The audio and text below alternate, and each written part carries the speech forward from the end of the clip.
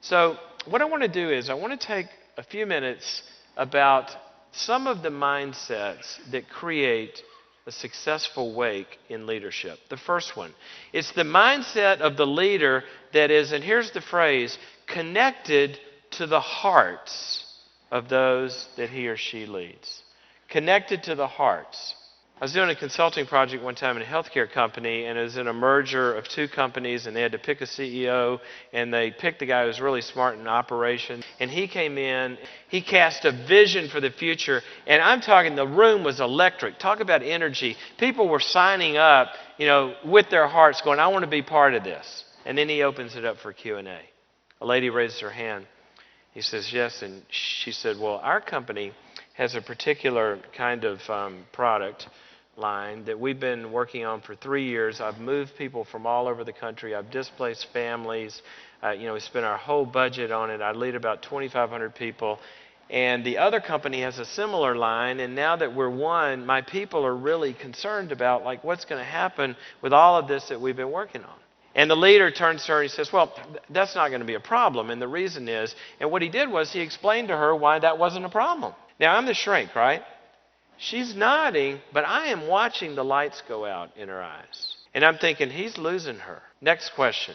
I'm head of sales, and our sales force has been trained to sell into, physicians' offices and clinics. And the other company, it's been in the new product line, is more institutional. And I'm wondering how we're going to morph them over to get to that next place, to which the leader says, well, you don't have to worry about that, and it's not going to be a problem, because then he explains why the product lines are going to sell themselves, and the guy's nodding. But you can feel the energy that was there being sucked out of the room. 3 or 4 more questions, the same thing happened. We walk out, typical leader style, we walk through the double doors, and in typical leader style, he turns to me and he says, wasn't that fantastic? I said, no, it was like a nightmare. He said, what are you talking about? I said, it's the worst thing I've ever sat through. He says, what do you mean? I said, you totally lost them. He said, what are you talking about? I said, you did not connect with one reality that they live in every day. In fact, you devalued all of their reality. Anytime you talk about their reality, you would instantly devalue it. And he said, I didn't do that. I said, shut up, you just did it to me. And see, he was a leader. He was a persuader, and that's what leaders do.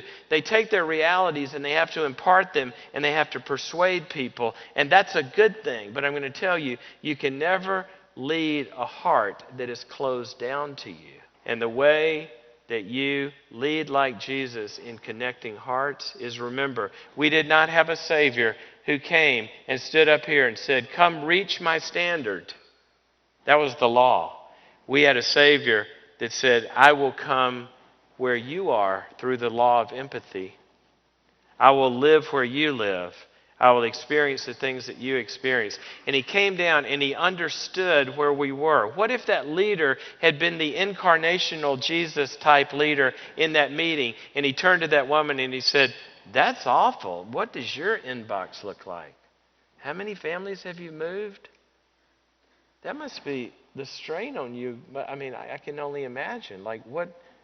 What's that like for you? What have you tried so far? And see, if he could have just taken the moment and been like Jesus, who he himself can identify with our weaknesses, and not been the leader that's up here, that's connecting to the heart.